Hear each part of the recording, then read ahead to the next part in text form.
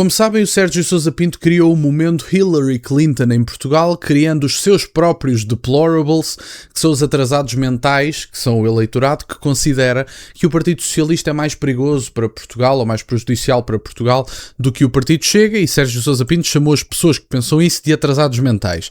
Isso gerou, evidentemente, uma reação muito negativa e agressiva das redes sociais, mas aparentemente não foi só nas redes sociais. Tivemos aqui João Miguel Tavares, nas televisões portuguesas, a arrasar Sérgio Sousa Pinto. Nós vamos ouvir e fazer uns comentários. É um desabafo que leva o João Miguel Tavares a querer ser ministro dos atrasados mentais. Como é que se propõe tutelá-los, João Miguel Tavares? Eu não quero tutelá-los, eu gostava que este Ministério não existisse. E claro que Sérgio Sousa Pinto é uma pessoa fogosa, que todos nós aqui gostamos de ouvir muitas vezes. Mas se o desgraçado do António José Seguro tivesse dado esta calinada que não deu, nem nunca daria, nesta campanha eleitoral, podia-lhe acontecer o mesmo que a Hillary Clinton com o basket of deplorables. Este tipo de superioridade, que é uma superioridade muito socialista. Sérgio Sousa Pinto referia-se a quem considera os socialistas mais perigosos do que Chega. Exatamente. Foi a premissa, digamos assim, não é? E sabes o que é que há alguma forma racional de defender esse ponto de vista, essa premissa? Sabes qual é? É da mesma maneira que Sérgio Sousa Pinto diz, agora vamos esquecer os anos 30? Eu pergunto ao Sérgio Sousa Pinto, e ele vai esquecer os anos 2005 a 2011? Mas são comparáveis, os anos 30 e os anos 2005 a 2011? Os anos 2005 a 2011 são comparáveis naquilo que é uma democracia, que foi aquilo que mais perto nós tivemos de ter um regime ameaçado. E portanto, eu já tinha dito isto aqui no YouTube. Vocês são testemunhas, os seguidores do canal, os seguidores mais atentos sabem perfeitamente que eu já o tinha dito. E esta questão é, em Portugal, qual é que foi o partido que mais colocou a independência dos poderes em causa? Qual é que foi o partido que colocou em causa mais frequentemente e com mais intensidade os checks and balances, a separação de poderes, o Estado de Direito, etc. Quais é que foram as pessoas que mais frequentemente o fizeram? Foram as pessoas do Partido Socialista. Relembro, por exemplo, de dirigentes do Partido Socialista a intrometerem-se na justiça de forma a tentar acelerar casos. Relembro, por exemplo, mais recentemente, Augusto Santos Silva, que vai à televisão portuguesa e diz assim: meus amigos, isto é para despachar, que o meu querido amigo António Costa está apertadinho e está pronto para ir para o Conselho Europeu receber a sua reforma e está aqui preso porque Vossas Excelências querem investigá-lo. E, portanto, em última instância, tivemos essa intervenção, mas isso foi uma intervenção relativamente não, 100% pública, que toda a gente conhece, mas temos, por exemplo, relembro, mas que foi António Costa que tinha interferido no caso Casa Pia quando ele estava na Justiça. E, portanto, em última instância, o que é importante considerar é qual é que foi o partido que mais vezes colocou a democracia em causa em Portugal. Foi o Partido Socialista. O Partido Socialista que condenou e, aliás, condicionou a atuação independente dos poderes que se devem escrutinar uns aos outros. É literalmente isso que significa os checks and balances. Não havendo concentração de poderes nem possibilidade de criar uma ditadura e, portanto, há poderes que se escrutinam uns aos outros, nomeadamente os mídia tradicionais.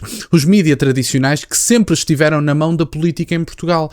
Relembro, por exemplo, o relato de Manuela Moura Guedes, relembro o relato de outros jornalistas que saíram e que ficaram sem carteira de jornalista precisamente porque não queriam obedecer a determinadas diretrizes do poder político, e por isso é que eu vos disse, em Portugal sempre foi assim, e os mídia, quem paga a banda escolhe a música, e com frequência, aliás, que foi algo que o Partido Social Democrata deu continuidade na legislatura anterior e provavelmente vai dar continuidade nesta legislatura também, atribuindo dezenas de milhões de euros aos mídia tradicionais. E vocês querem-me dizer a mim, olhando-me nos olhos sem se rir, que mídia tradicionais pagos pelo Estado vão escrutinar as pessoas que lhes pagam o salário. Isto é brincar com a cara das pessoas, honestamente.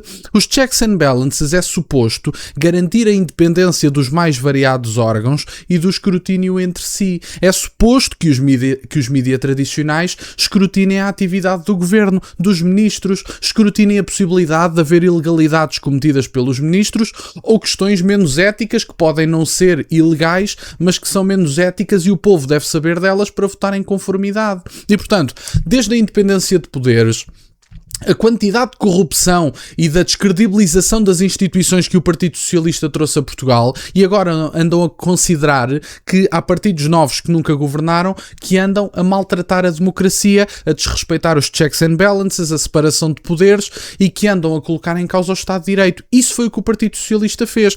Aqui o João Miguel Tavares está a dar o exemplo de José Sócrates, mas há outros. A história do Partido Socialista é uma história de um desrespeito constante aos checks and balances, à separação de poderes, à corrupção em massa feita no Estado português e à descredibilização das instituições. Relembro que já ninguém acredita na justiça hoje em dia, muito porque José Sócrates anda há 10 anos no mesmo caso a gozar com a nossa cara, e ainda lhe vamos acabar a pagar uma indenização, que ninguém tenha dúvidas nenhumas disso. E portanto, quem fala que o Chega colocou em causa as instituições, olhe para o Partido Socialista. E eu disse isto literalmente no Instagram há um tempo atrás, e agora temos João Miguel Tavares a dizê-lo na televisão, e ainda bem que assim o seja. Vamos ouvir a segunda parte.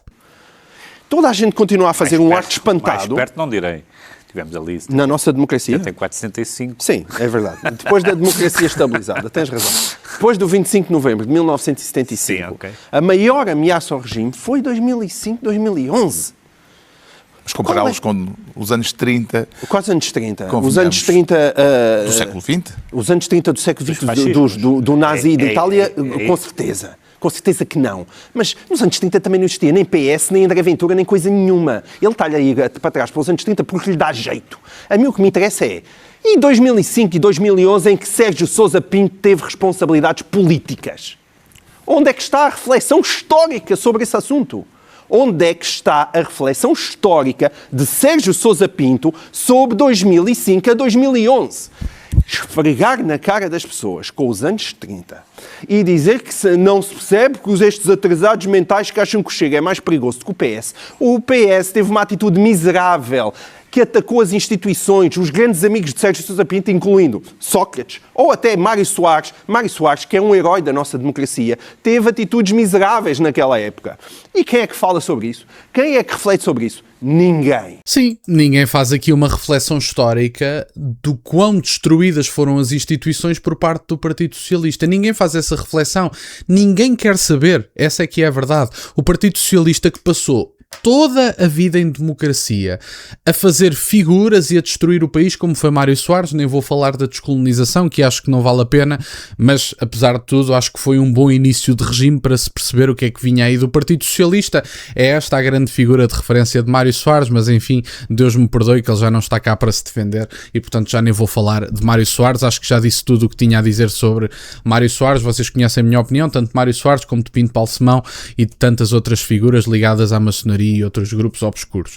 Agora, o que é importante ter em consideração é o seguinte: houve um partido em Portugal que colocou constantemente, apesar de que as pessoas acreditam que quando o partido tem legitimidade democrática não tem que ser responsabilizado por porra nenhuma, o Partido Socialista em Portugal colocou constantemente as instituições em causa. A independência da justiça, a independência dos mídias tradicionais, os checks and balances envolvendo ministros e os próprios primeiros ministros do Partido Socialista a meterem-se em casos na justiça, a tentar condicionar a justiça publicamente ou de forma informal, a descredibilizarem as instituições de forma generalizada. Já ninguém acredita na justiça e toda a gente sabe que em Portugal há uma justiça para ricos e uma justiça para pobres. Temos o José Sócrates, que ninguém julga.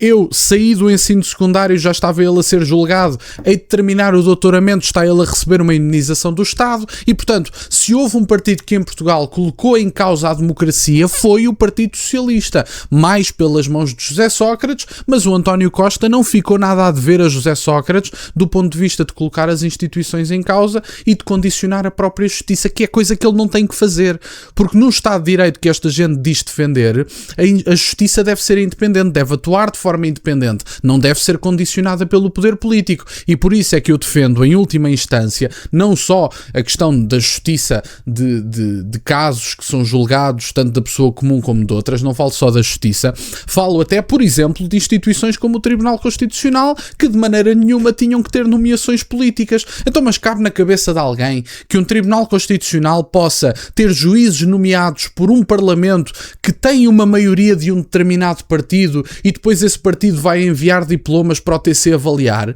Mas acham normal que o partido que tem o governo envie diplomas para o TC e esse partido maioritariamente tenha selecionado a maior parte dos juízes? Mas isto cabe na cabeça de alguém? Não faz sentido. É a mesma coisa que eu vou mencionar-vos e vou escolher-vos para um órgão que vai vigiar a minha atividade aqui no YouTube, partindo do pressuposto que havia aqui alguma coisa para vigiar. Eu escolhia um de vocês e, portanto, até vos pagava, dizia, meus amigos, vão passar a receber este salário para me escrutinar, mas alguém acredita que a pessoa que eu escolhesse me ia escrutinar de forma adequada? Isto não é coisa de gente boa da cabeça. Lembro, por exemplo, que Mário Soares andava a questionar frequentemente os mapas de férias do Tribunal Constitucional, que era para ver quando é que determinados juízes que ele não gostava estava de férias, que era para poder enviar os diplomas. Portanto, não me lixem. Não é? Isto não é forma de garantir a independência de um órgão, seja o TC, seja outros. E, portanto, no fundo, era isto que eu tinha para partilhar, ainda bem que é dito na televisão. Eu já disse isto no Instagram, já disse isto no YouTube, e ainda bem que agora alguém o diz nas televisões portuguesas, que é para não pensarem que é aqui o maluquinho do YouTube que anda a dizer qualquer coisa. E, portanto, era isto que eu tinha para partilhar. Fico-vos muito grato que estejam desse lado. Peço-vos só que deixem o gosto neste vídeo e que subscrevam o canal. Tem as minhas redes sociais, o MBO é na descrição, por acaso de quererem fazer alguma doação. E nunca se esqueçam, meus caros, questionem tudo. Até à próxima.